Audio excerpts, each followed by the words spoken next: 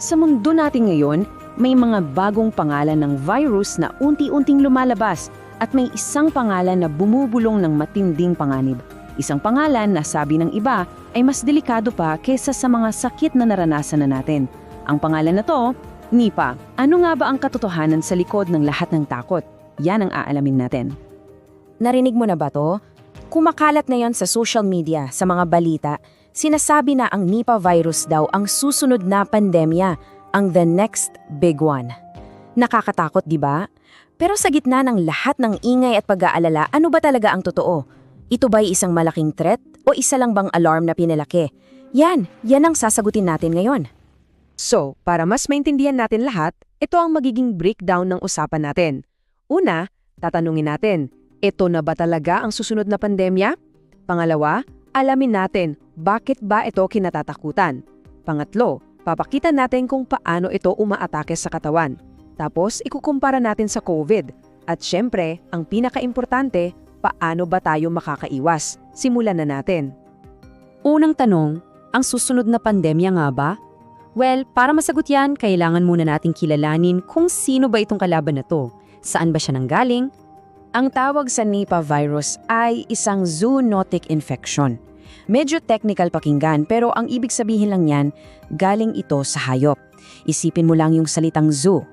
Tama, sa mga hayop nagsisimula ang lahat at mula sa kanila, tumatawid ito papunta sa atin. At alam mo ba, hindi ito bagong virus.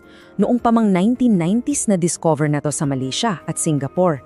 Ang original na pinagmulan, mga fruit bats, mga paniki. Sila yung natural host. Mula sa mga paniki, naipasa ito sa mga baboy. At mula sa mga baboy, doon na ito tumawid sa mga taong malapit sa kanila, tulad ng mga farm workers. Ganyan nagsimula ang trahedya. Sige, punta na tayo sa part 2. Bakit ito nakakatakot?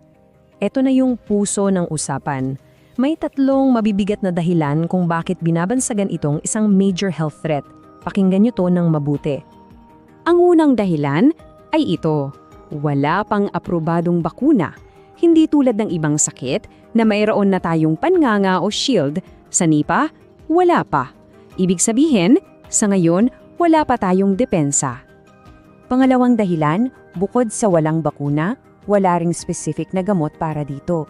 Walang antiviral na kayang patayin yung virus kapag nasa loob na ng katawan mo. Ang tanging nagagawa ng mga doktor ay supportive care. Sa madaling salita, aalalayan lang nila yung katawan mo habang ito mismo ang lumalaban para sa buhay niya. At ang pangatlo, ang pinakamabigat sa lahat. Ito ang fatality rate. Umaabot ito hanggang 70%. 70%. Para bigyan ko kayo ng ideya kung gaano kataas yan, isipin nyo, sa bawat 10 taong magkakaroon ng Nipah virus, 7. Posibleng 7 sa kanila ang hindi makaligtas. Ganyan siya ka-lethal. Ngayon, para mas ma-imagine natin kung gaano kabangis ang virus na to, gagawa tayo ng isang kwento. Tatawagin natin ang bida nating si Juan at susundan natin step by step kung paano sinisira ng Nipah ang katawan ng isang tao. Ito si Juan, isang masipag na farm worker. Isang araw, nagkaroon siya ng close contact sa isang baboy na inaalagaan niya. Pero ang hindi niya alam, yung hayop na yon may dala na palang virus. At sa isang iglap, dito na magsisimula ang bangungot. May 3 yugto, 3 stages ang pag-atake ng Nipah. Unang stage, inflammation o matinding pamamaga sa buong katawan. Pangalawang stage, hemorrhaging o pagdurugo.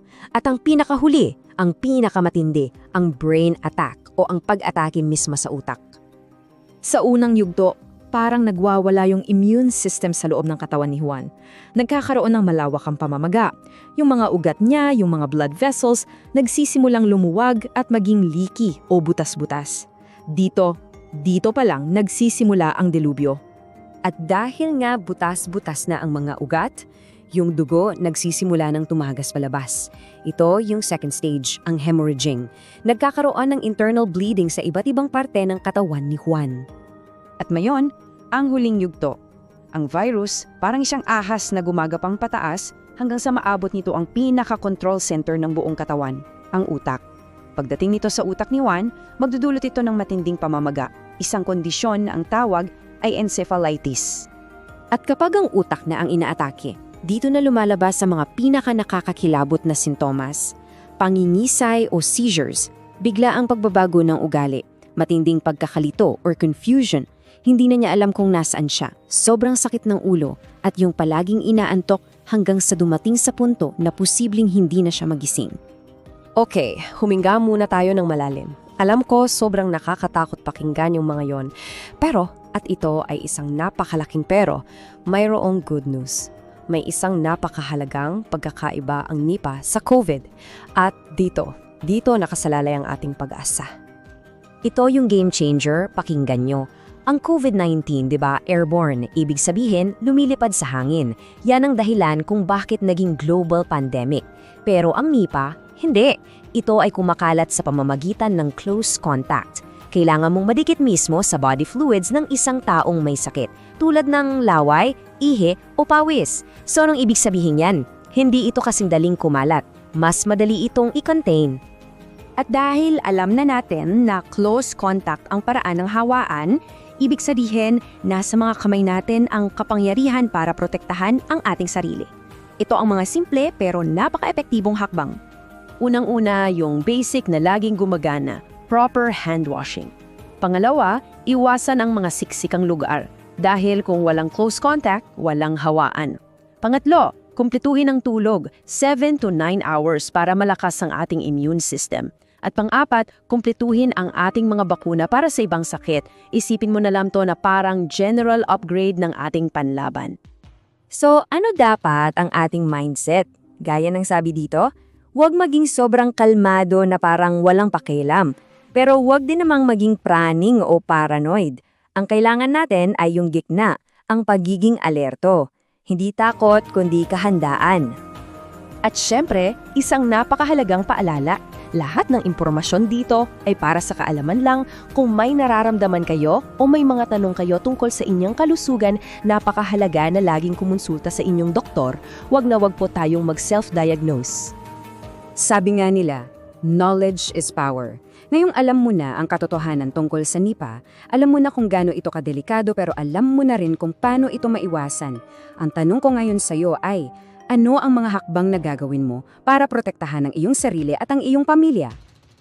Thank you for watching Carl Breza. Don't forget to like, share, and subscribe for more practical health tips. Stay informed, stay healthy.